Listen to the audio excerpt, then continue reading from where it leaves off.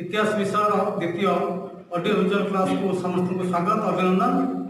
आज आम द्वितीय अध्याय जो ओडिया भाषा संवादपत्र विकास और धार्मिक जागरण विषय अध्ययन करवा। या पूर्व गत कालांश जो ओडिशा शिक्षार प्रसार विषय पढ़ाई 19 शताब्दी शिक्षार प्रसार रेवेन्सा कॉलेज किभली गठन होता से विषय पढ़ाई तेणु से विषय मु तुमको किसी आम क्विज करवा नूतन विषय को प्रवेश करवा। ओके चला किए कहि परिबो कलिकता विश्वविद्यालय केबे प्रतिष्ठा होइतला? ठीक अच्छी 1857 मसीहा। अच्छा 1857 मसीह विश्वसत कौन आ गोटे सिपाही विद्रोह आमर 1857 होइतला। द्वितीय प्रश्न स्नातकोत्तर आईन डिग्री प्राप्त करिबारे प्रथम ओडिया व्यक्ति किए? स्नातकोत्तर आईन डिग्री प्राप्त करिबारे प्रथम ओडिया व्यक्ति किए? किए कहि परिबो? मधुसूदन दास। हाँ मधु बारिस्टर बोली आम जहाँ जाचु से होती स्नातकोत्तर और आईन डिग्री प्राप्त करिबारे प्रथम ओडिया व्यक्ति। कहार नाम अनुसार रेभेन्सा कॉलेज होइछि? कहार नाम अनुसार? हाँ ठीक अच्छी टी रेभेन्सा जी कि कटकर कमिशनर थिले। अच्छा 4 नंबर प्रश्न ओडिशार शेष स्वाधीन हिंदू राजा किए थिले? मुकुंद देव। ना हला मुकुंद देव। केबे ओडिशा तार स्वाधीनता हराइला? केबे ओडिशा तार स्वाधीनता हराइला? 1568 रे। 6 नंबर प्रश्न नौंग दुर्भिक्ष केबे पड़ीथिला? किए कहि परिबो? नौंग दुर्भिक्ष 1866 मसीह। ठीक अच्छी। अच्छा एबे मु तुमको गोटे चित्र देखाऊँगी। ये चित्र देखी तुम मैंने कह ये गोटे शिक्षानुष्ठान ओडिशा रे गोटे पुराना शिक्षानुष्ठान आर ना कौन? रेभेन्सा कॉलेज। हाँ ठीक अच्छी एबे रेभेन्सा यूनिवर्सिटी हो जाइए। रेभेन्सा कॉलेज जी कि कटक जिला स्कूल इंटरमीडिएट को प्रमोशन होता तापर इंटरमीडिएट एठारे स्नातक और स्नातकोत्तर श्रेणी खोली एबे एक विश्वर तथा पृथ्वीर एक बड़ यूनिवर्सिटी रूपे दंडायमान रेभेन्सा यूनिवर्सिटी। ठीक अच्छे आम ए प्रवेश करवा आमर आज पाठ को प्रथम जो द्वितीय अध्यायर आमर स्वतंत्र ओडिशा प्रदेश गठन प्रथम पाठ ओडिया भाषा साहित्य संवादपत्र विकास आउ भाषा आउ आमर धर्म जागरण केमती होइतला। अच्छा ठीक अच्छी आम आज ये विषय को अध्ययन करवा। ओडिशा रे छापाखाना प्रतिष्ठा ओडिशार विभिन्न स्थान में भाषा सुरक्षा विकास निमंते सहायक होता। 19 शताब्दी तृतीयार्ध ओडिशा रे छापाखानार प्रतिष्ठा पाखापाखि 19 शताब्दी जहाँ भी होती सब 19 शताब्दी यार सब उत्थान होती। तबे छापाखाना आम ए देखा देखिपुर गोटे पुराना छापाखानार दृश्य छापाखाना केमती सब आगुरी अक्षर थिला ताको सब सेट कराउतला। ए ऑफसेट बाहरला परे नूतन शैली रे सब डिजिटल काम करा जाउची। ये होची पुराना जे प्रेसर जो प्रेसर उपकरण सब फटो। तापरे यही समय 19 शताब्दी द्वितीयार्ध ओडिया भाषा को विलोप करने बहुत प्रकार षड्यंत्र चलीता। विभिन्न भाषाभाषी की ओडिशा रे पूरा जाई ओडिया भाषा को विलोप करने योजना चलीता। यही समय ओडिशार बहु बुद्धिजीवी आउ मध्य 2 जन प्रमुख थे फकीरमोहन सेनापति और राधानाथ राय। आम देखिपुँ फकीरमोहन सेनापति जहाँकि बहुत उपन्यास लिखिं आउ कविवर राधानाथ राय देखिपुँ 2 जन फोटो से उद्यम ओडिया भाषा को उपयुक्त मर्यादा देवारे बहुत साहित्यिक जो बुद्धिजीवी माने समर्थ होते। तबे ओडिशा रे प्रथम करी 1837 मसीह प्रथम मुद्रण यंत्र कटक रे मिशन प्रेस नाम प्रतिष्ठा कराला। आम देखिपुँ कटकर जो पुराना प्रेस ओडिशार प्रथम प्रेस कटक मिशन प्रेस से केमती आम तार चित्र देखिपुँ प्रथम प्रेस। ताले यही प्रेस प्रतिष्ठा होगा विभिन्न प्रकार सब पत्र पत्रिका है बाहर आरंभ होगला। 1866 कटक रे गौरीशंकर राय संपादन उत्कल दीपिका पत्रिका से भाई 1868 बालेश्वर रे फकीरमोहन सेनापति संपादन संवाद वाहिका और बोधदायिनी प्रकाश पाइला। आ 1899 पंडित नीलमणि विद्यारत्न द्वारा बामंडारू संबलपुर हितैषिणी आदि संवादपत्र प्रकाश उत्कलीय भाव को जागृत कला।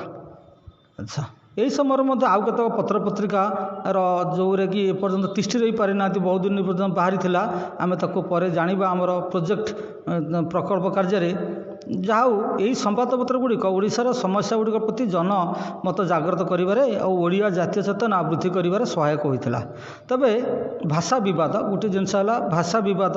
ତେଣୁ ଭାଷା ବିବାଦ ହେଉଛି ଓଡ଼ିଶାରେ ଭାଷା ବିବାଦ ବା ଭାଷା ଆନ୍ଦୋଳନ ଜାତୀୟତାବାଦର ଜନନୀ କହିଲେ ଅତ୍ୟୁକ୍ତି ହେବ ନାହିଁ, ଯେ ଓଡ଼ିଆମାନଙ୍କ ମଧ୍ୟରେ ଏହି ଭାଷା ବିବାଦ ଜାତୀୟତା ଭାବ ସୃଷ୍ଟି କରିବାରେ ସହାୟକ ହୋଇଥିଲା। ତେବେ 1803 ମସିହାରେ ଇଂରେଜମାନଙ୍କ ଦ୍ୱାରା ଓଡ଼ିଶା ଅଧିକାର ହୋଇଥିଲା। 1803 ମସିହାରେ ଆମେ ଦେଖିପାରୁଛୁ କିଭଳି ଯୁଦ୍ଧ ହେଉଛି ଇଂରେଜମାନଙ୍କ ସହ ଓଡ଼ିଶାର ପାଇକମାନେ, ଓଡ଼ିଶାର ଯୋଦ୍ଧାମାନେ ଯୁଦ୍ଧ କରୁଛନ୍ତି, କିନ୍ତୁ ଇଂରେଜମାନେ 1803ରେ ଶେଷରେ ଭାରତକୁ ବହୁ ସ୍ଥାନ ଅଧିକାର କରିବା ପରେ ଶେଷରେ ଓଡ଼ିଶାକୁ ଅଧିକାର ସେମାନେ କରିଥିଲେ। ସେତେବେଳେ ଓଡ଼ିଶା କହିଲେ ମୁଖ୍ୟତଃ କଟକ, ପୁରୀ ଓ ବାଲେଶ୍ୱର ଦେଖିପାରୁଥିବ, ଯେଉଁ ଉପକୂଳବର୍ତ୍ତୀ 3ଟି ଜିଲ୍ଲାରେ ଏକ ରାଉଣ୍ଡ ବୁଲା ହେଇଛି, ସେଇଠି ଓଡ଼ିଶା ସେଇଆକୁ ହିଁ ବୁଝାଉଥିଲା ଯେ ଓଡ଼ିଶା କହିଲେ କଟକ, ପୁରୀ, ବାଲେଶ୍ୱରକୁ ନେଇକରି ଶାସିତ ହେଉଥିଲା। ତେଣୁ ସେହି ଅଞ୍ଚଳକୁ ଇଂରେଜମାନେ ଦଖଲ କରିନେଲେ। ଆଚ୍ଛା, ଓଡ଼ିଆ ଭାଷା ଓ ସଂସ୍କୃତି ସେତେବେଳକୁ ପାଖାପାଖି ଭୂଲୁଣ୍ଠିତ ହୋଇସାରିଥିଲା। କାରଣ ମରହଟ୍ଟାମାନେ ଯେତେବେଳେ ଓଡ଼ିଶା ଅଧିକାର କଲେ, ସେମାନେ ପାର୍ସୀ ଭାଷାକୁ ଓଡ଼ିଶାର ରାଜଭାଷା ରୂପେ ମାନ୍ୟତା ଦେଲେ। ଆମେ ମରହଟ୍ଟା ସାମ୍ରାଜ୍ୟ ଦେଖିପାରୁଛୁ, ଭାରତ ମଧ୍ୟରେ ଯେଉଁ ହଳଦିଆ ରଙ୍ଗର ଗୋଟେ ରାଉଣ୍ଡ ଦିଆହେଇଛି, ଇଏ ହେଉଛି ବିଶାଳ ମରହଟ୍ଟା ସାମ୍ରାଜ୍ୟ। ମରହଟ୍ଟା ସାମ୍ରାଜ୍ୟର ଜଣେ ବୀରଙ୍କ ନାଁ କିଏ କହିପାରିବ? ମରହଟ୍ଟା ଛତ୍ରପତି ଶିବାଜୀ। ଆଚ୍ଛା, ଠିକ୍ ଅଛି। ତାଙ୍କ ସମୟରେ ବା ଯେଉଁ ବଂଶ ସେଠି ଶାସନ କରୁଥିଲେ, ଭୋନସଲ ବଂଶ, ଓଡ଼ିଶାରେ ଯେଉଁ ଭୋନସଲ ବଂଶ ଆସିଥିଲେ ଓଡ଼ିଶାକୁ ଦଖଲ କରିଥିଲେ, ସେତେବେଳେ ସେମାନେ ପାର୍ସୀ ଭାଷାକୁ ଓଡ଼ିଶାର ରାଜଭାଷା ରୂପେ ମାନ୍ୟତା ଦେଇଥିଲେ। ସେହିଭଳି ଯେତେବେଳେ ଇଂରେଜମାନେ ଓଡ଼ିଶାକୁ ବଙ୍ଗାଳର ଏକ ଅଂଶ ରୂପେ ଗ୍ରହଣ କରିଥିଲେ, ବଙ୍ଗ ବିହାର ଆଗରୁ ବଙ୍ଗ ବିହାର ଓଡ଼ିଶା ଗୋଟିଏ ଥିଲା, ବଙ୍ଗଳା ଥିଲା ତା'ର ମୁଖ୍ୟ। ଆଚ୍ଛା, ସେଥିପାଇଁ ସେମାନେ ବଙ୍ଗୀୟ ରାଜକରୀ କର୍ମଚାରୀମାନଙ୍କୁ କେଉଁଠି କଟକରେ ବା ଆମର ଓଡ଼ିଶାରେ ଅବସ୍ଥାପିତ କଲେ ଓ ବଙ୍ଗୀୟମାନେ ଓଡ଼ିଶାରେ ବଙ୍ଗଳା ଭାଷାର ପ୍ରଚାରରେ ନିମଗ୍ନ ରହିଲେ। ଏପରିକି 1849ରେ କଟକ କଲେକ୍ଟର ବଙ୍ଗଳା ଭାଷାକୁ ସରକାରୀ ଭାଷା ରୂପେ ସ୍ୱୀକୃତି ପ୍ରଦାନ କରିଥିଲେ। ତେଣୁ ଏଇଭଳି ଆମର ଭାଷାକୁ ଭୂଲୁଣ୍ଠିତ କରାଯାଇଥିଲା। ଆଉ ଓଡ଼ିଆ ଭାଷାକୁ ଉପରେ ଏମିତି ଚାରିଆଡ଼ୁ ଆଗେ ପାର୍ସୀ ଭାଷା ଆସିଲା, ତାପରେ ମଧ୍ୟ ବଙ୍ଗଳା ଭାଷା ଆସିଲା। ଆଚ୍ଛା, ଏହି ସମୟରେ ଓଡ଼ିଆ ଭାଷା ଆଉ କିଛି ବଙ୍ଗଳାର ପ୍ରଭାବଶାଳୀ ବ୍ୟକ୍ତି, ବଙ୍ଗୀୟ ବ୍ୟକ୍ତି ଓଡ଼ିଆ ଭାଷା ପରିବର୍ତ୍ତେ ବଙ୍ଗଳା ଭାଷାର ପ୍ରଚଳନ ପାଇଁ ଉଦ୍ୟମ ଆରମ୍ଭ କଲେ ଓଡ଼ିଆ ବିଦ୍ୟାଳୟମାନଙ୍କରେ ବି। ତେଣୁ ନିଜ ଭାଷାକୁ ରକ୍ଷା କରିବାକୁ ନେଇ ଆରମ୍ଭ ହୋଇଥିବା ସଂଘର୍ଷ ଓଡ଼ିଆମାନଙ୍କ ମନରେ ଏକ ନୂତନ ଜାତୀୟ ଚେତନା ସୃଷ୍ଟି କରିବାରେ ସାହାଯ୍ୟ ହୋଇଥିଲା। ଆଉ କେତେକ ବଙ୍ଗବାସୀ ବ୍ୟକ୍ତି ଯେଉଁମାନେ ଓଡ଼ିଆ ଭାଷା ପ୍ରତି ସମର୍ଥନ କରିଥିଲେ, ଏ ଭାଷା ବଞ୍ଚିକି ରହୁ, ଏହାର ସୁରକ୍ଷା ଦେବାରେ ସେମାନେ ମଧ୍ୟ କିଛି କାର୍ଯ୍ୟ କରିଥିଲେ। ତାଙ୍କ ନାମ ମଧ୍ୟ ଜାଣିବା। ସେ ସମୟରେ ଆମେ ଦକ୍ଷିଣ ଭାରତକୁ ଗଲେ ଦେଖିବା ଯେ ମାନ୍ଦ୍ରାସ ପ୍ରଦେଶ ଅନ୍ତର୍ଗତ ଗଞ୍ଜାମ ଜିଲ୍ଲା, ଆମେ ଯେଉଁ ଦେଖିପାରୁଛୁ ଏବେ ମାନ୍ଦ୍ରାସ ପ୍ରଦେଶ ତଳ ଆଡ଼ୁ ଦେଖୁଛୁ, ଆମେ ଯେଉଁ ତାର ଉତ୍ତର ପୂର୍ବ କୋଣରେ ଯେଉଁ ଅଞ୍ଚଳ ରହିଛି ଟିକ୍ ଚିହ୍ନ ମରା ହେଇଛି, ସେ ହେଉଛି ଆମର ଗଞ୍ଜାମ ଅଞ୍ଚଳ। ତେଣୁ ଏଠାରେ ମଧ୍ୟ ତେଲୁଗୁ ସରକାରୀ ଭାଷା ରୂପେ ପ୍ରଚଳିତ ଥିଲା। ତାଫଳରେ ସେଠାରେ ବାସ କରୁଥିବା ଓଡ଼ିଆମାନଙ୍କ ଭାଷା, ଓଡ଼ିଆ ଭାଷା ଅବହେଳିତ ହୋଇଗଲା। ତେଣୁ ଗଞ୍ଜାମର ଓଡ଼ିଆମାନେ ଓଡ଼ିଶା ଡିଭିଜନରେ ମିଶିବା ପାଇଁ ଆନ୍ଦୋଳନ କଲେ। 1870 ସେପ୍ଟେମ୍ବରରେ ସେମାନେ ରସୁଲକୋଣ୍ଡା, ବର୍ତ୍ତମାନ ଭଞ୍ଜନଗରଠାରେ ସରକାରୀ ସଭା କରି ସମସ୍ତ ଓଡ଼ିଆ ଏକତ୍ର ହୋଇ ଏହି ପ୍ରସ୍ତାବ ଉତ୍ଥାପନ କରିଥିଲେ। ଏହାପରେ ଆମେ ଯଦି ଯିବା ଓଡ଼ିଶାର ପଶ୍ଚିମ ପଟକୁ, ସେଠି ଯେଉଁ ଥିଲା କେନ୍ଦ୍ରୀୟ ପ୍ରଦେଶରେ ସମ୍ବଲପୁର ମିଶିକି ଥିଲା। ତେଣୁ ସେହି ସମୟରେ ଆମେ ଦେଖିପାରୁଛୁ କେନ୍ଦ୍ରୀୟ ପ୍ରଦେଶରେ ସମ୍ବଲପୁର ଗୋଟିଏ ଛୋଟିଆ ଜିଲ୍ଲା, ଏବେ ଓଡ଼ିଶା ମାନଚିତ୍ର ତୁମେ ଦେଖିପାରୁଥିବ, ଇଏ ଯେତେବେଳେ କେନ୍ଦ୍ରୀୟ ପ୍ରଦେଶରେ ମିଶିକି ଥିଲା, ତେବେ ସେଠାରେ ହିନ୍ଦୀ ସରକାରୀ ଭାଷା ରୂପେ ପ୍ରଚଳନ କରାଗଲା। କାରଣ ହିନ୍ଦୀ ଭାଷାଭାଷୀ ଲୋକ ସେଠାରେ ସରକାରୀ କର୍ମଚାରୀ ରୂପେ କାର୍ଯ୍ୟ କରୁଥିଲେ, ସେମାନେ ଓଡ଼ିଆ ଭାଷା କାର୍ଯ୍ୟ କରିବାକୁ ରାଜି ହେଲେନି। ତେଣୁ ସମ୍ବଲପୁର ଜିଲ୍ଲାର ପ୍ରାଥମିକ ବିଦ୍ୟାଳୟମାନଙ୍କରେ ହିନ୍ଦୀ ଭାଷାରେ ଶିକ୍ଷାଦାନ କରାଗଲା। ଏହା ଇଂରେଜ ସରକାର ଓ ହିନ୍ଦୀ ଭାଷାଭାଷୀମାନଙ୍କ ଦ୍ୱାରା ଓଡ଼ିଆ ଭାଷା ବିଲୋପ ପାଇଁ ଉଦ୍ୟମ ଚାଲିଲା। ଏହି ସମୟରେ ସେ ଯେଉଁ ପତ୍ରିକା ବାହାରିଥିଲା ସମ୍ବଲପୁର ହିତୈଷିଣୀ, ସେହି ପତ୍ରିକା ମାଧ୍ୟମରେ ବା ସେ ପତ୍ରିକା ଓଡ଼ିଆମାନଙ୍କ ମଧ୍ୟରେ ଜାତୀୟ ଜାଗରଣ ସୃଷ୍ଟି କରିବାରେ ଆଉ ଓଡ଼ିଆ ଭାଷାକୁ ସୁରକ୍ଷା ଦେବାରେ ଜନମତ ଜାଗ୍ରତ କରିଥିଲା। ଫଳରେ ସମ୍ବଲପୁରବାସୀଙ୍କ ଅବିରତ ଉଦ୍ୟମ ଫଳରେ ସମ୍ବଲପୁରରେ ଓଡ଼ିଆ ଭାଷା ପୁନଃପ୍ରତିଷ୍ଠା ହୋଇଥିଲା। ଏହିଭଳି ଆମର ଭାଷାକୁ ବିଭିନ୍ନ ସମୟରେ ଯେଉଁ ଭୂଲୁଣ୍ଠିତ କରାଗଲା ଓ ଭାଷା ସୁରକ୍ଷା ପାଇଁ ଯେଉଁ ଉଦ୍ୟମ ଚାଲିଲା, ପ୍ରଥମ କରି ସମ୍ବଲପୁରରେ ଏହା ସଫଳ ହୋଇଥିଲା। ଏହି ସମୟରେ ଓଡ଼ିଶାର ଆଉ କିଛି ଆଧୁନିକ ସାହିତ୍ୟର ସବୁ ସ୍ରଷ୍ଟା ବା ପୁରୋଧାମାନେ ସେମାନଙ୍କର ଆବିର୍ଭାବ ହୋଇଥିଲା। ସେମାନଙ୍କର ଜାତୀୟତାବାଦୀ ଲେଖା ମାଧ୍ୟମରେ ଓଡ଼ିଶା ନରନାରୀଙ୍କୁ ସେମାନେ ଉଦ୍ବୁଦ୍ଧ କରିଥିଲେ। ସେମାନଙ୍କ ମଧ୍ୟରେ ଥିଲେ ମଧୁସୂଦନ ଦାସ, ଦେଖିପାରୁଛ ମଧୁସୂଦନ ଦାସକୁ ଦେଖିପାରୁଛ ସମସ୍ତେ। ଆଚ୍ଛା, ମଧୁସୂଦନ ଦାସ କଥା ଆମେ ଆଗରୁ ପଢ଼ିଥିଲେ। ମଧୁସୂଦନ ଦାସ ଯେ ତାକୁ तापरे मधुसूदन दास पर आसिले गोपाल चंद्र प्रहराज, तापरे लक्ष्मीकांत महापात्र देखिबार थिबो, गोपबंधु दास उत्कलमणि गोपबंधु दास आउ तांको सह समाज केन जड़ित हो रही राधानाथ राय, मधुसूदन राव जी आमर वर्णबोध लिखिले घरे घरे परिचित, गंगाधर मेहर प्रभृति आधुनिक ओडिया साहित्यर पुरोधागण जातीयतावादी लेखा मध्यम नरनारी को ओडिशार लोक मानक उद्बुद्ध करते। अच्छा ठीक अच्छी यही समय आमर जमती विभिन्न पत्र पत्रिका बाहर भाषा सुरक्षा निमंते सेमती विभिन्न स्थान में केतोटी अनुष्ठान गठन कराइला। यही समय विभिन्न जो अनुष्ठान गठन होता ओडिया जातीय जागरण सृष्टि निमंते गढ़ी उठुव अनुष्ठान मध्य कटक उत्कल सभा 1882 गठन होता। उत्कल सभा राधानाथ राय, प्यारीमोहन आचार्य, गौरीशंकर राय तत्वावधान में पुरोधारे यही उत्कल सभा गठन होता। उत्कल सभा माध्यम जातीय चेतना सृष्टि करिबारे यह मुख्य भूमिका ग्रहण करथिला। से भली कटक आउ दुईटी अनुष्ठान थिला उत्कल भाषा उद्दीपनी सभा और उत्कल उल्लासिनी सभा। बालेश्वर थिला उत्कल भाषा उन्नति विधायिनी सभा, उत्कल भाषा उन्नति विधायिनी सभा। ब्रह्मपुर थिला उत्कल हितवादिनी सभा। यही भली विभिन्न अनुष्ठान मान गठन करा जाय, ता माध्यम ओडिया जातीय जागरण को आउरी बलवत्तर करागला। यही समय देखाई धार्मिक नवजागरण जो 19 शताब्दीर द्वितीयार्धे ओडिशा रे धर्म क्षेत्र में नवचेतनार प्रभाव परिलक्षित होता। ख्रीष्ट धर्म और ब्राह्म धर्म विरोध में एक संस्कार धर्मी धर्मर आवश्यकता समस्त अनुभव करते, पूरण कर सफल होते। ओडिशा माटी संभूत एक धर्म थिला सत्य महिमा धर्म।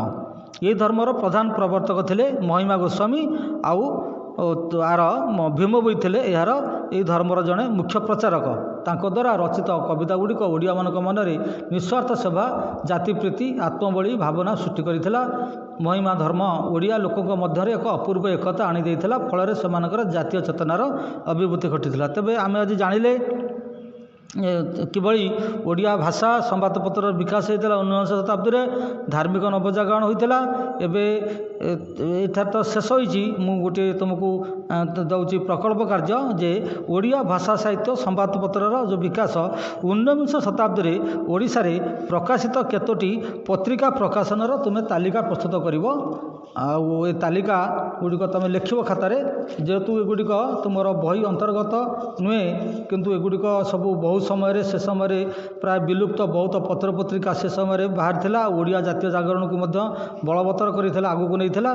तेणु आम जाना से विषय मुझे लेखा देछि, तेबे आम जाना केत गोटे पत्र पत्रिका से विषय जे गोटे थिला आमर बाहर थिला कुजीवर पत्रिका। कुजीवर पत्रिका चौद्वार कुजीवर आश्रम सन्थ साधु सुंदर दास द्वारा 1769 ख्रीष्टाब्द बाहर था। ये गोटे हाथ लेखा थिला, हाथ लेखा पत्रिका। यहाँ बंटन करा हाथ लेखा होगी। यही अन्य पत्रिका मध्य उत्कल पत्र कटुकू बाहर था। आम तो जानले बोधदायिनी आ उत्कल दीपिका संवाद वाहिका आ संबलपुर हितैषिणी ये विषय में जानिले। या परे आउ गोटे पत्रिका बाहर था उत्कल शुभकरी। एटा 1869 बाहर था भगवती चरण दास द्वारा यहाँ बाहर था। से भली उत्कल हितैषिणी 1869 ख्रीष्टाब्द कटुकू बाहर था। आ गोटे उत्कल दर्पण मध्य बालेश्वर बाहर था। तापर मयूरभंज पाक्षिक पत्रिका ये बारिपदार बाहर था 1879 हरप्रसाद दास संपादक थे। आउ उत्कल प्रभा मध्य बारिपदार बाहर था 1891। सेमती विदेशी गोटे पत्रिका कटुकू बाहर था 1880। एथे दीना बानार्जी आर संपादक थे। आउ कालीपद बानार्जी द्वारा 1868 कटक स्टूडेंट्स, आर्गुस, ओडिशा पैट्रियट ये भली इंग्राजी पत्रिका ओडिशा बाहर था। सेतबेले आ ओडिशा स्टूडेंट्स बाहर था गोटे पत्रिका केन्द्रापड़ारू लक्ष्मीनारायण दासगुप्ता द्वारा। यही आमर किसी बंगीय माने आम ओडिशा को एक कार्य सहयोग करते ओडिया भाषा को बचाई रखिबारे। आ गोटे पत्रिका बाहर था आमर नव संवाद बालेश्वर नव संवाद गोटे बाहर था। पुणी प्रजाबंधु गंजाम बाहर था। प्रजाबंधुर मध्य संपादक थे पंडित नीलमणि विद्यारत्न। संबलपुर हितैषिणी सांग को प्रजाबंधु बाहर करते। आ गोटे बाहर था स्टार ऑफ उत्कल कटकरू, यहाँ बाबू क्षीरत राय चौधरी द्वारा प्रकाशित होता। आ गोटे गंजाम यूनियन पालखेमुंडू बाहर था। ओडिया हितवादिनी ब्रह्मपुर बाहर था। तापरे गंजाम गुणदर्पण यहाँ दिगपंडी बाहर था। आ गोटे उत्कलवासी ମଧ୍ୟ ଇଚ୍ଛାପୁର ବାହାରିଥିଲା। ବର୍ତ୍ତମାନ ଇଚ୍ଛାପୁର ହେଉଛି ଆମର ଆନ୍ଧ୍ରପ୍ରଦେଶରେ। ଆଉ ଗୋଟିଏ ପତ୍ରିକା ଆଶା ପତ୍ରିକା ମଧ୍ୟ ଓଡ଼ିଶାରୁ ବାହାରୁଥିଲା। ଏଇଭଳି ବିଭିନ୍ନ ସମୟରେ 19 ଶତାବ୍ଦୀର ପାଖାପାଖି ଏହିସବୁ ପତ୍ରିକା ଗୁଡ଼ିକ ଆଜି ତିଷ୍ଠି ପାରିନଥିଲେ ମଧ୍ୟ ଏଗୁଡ଼ିକ ବାହାରି ଉତ୍କଳୀୟ ଭାବଧାରାକୁ ସବୁ ଜାତୀୟ ଜାଗରଣକୁ ବଳବତ୍ତର କରିଥିଲେ। ଏବେ ମୁଁ ତୁମକୁ କିଛି ଗୃହପାଠ ଦେଉଛି, ଆସନ୍ତା ପିରିୟଡ଼କୁ ଆକୁ କରି ଆଣିବ। ଧନ୍ୟବାଦ।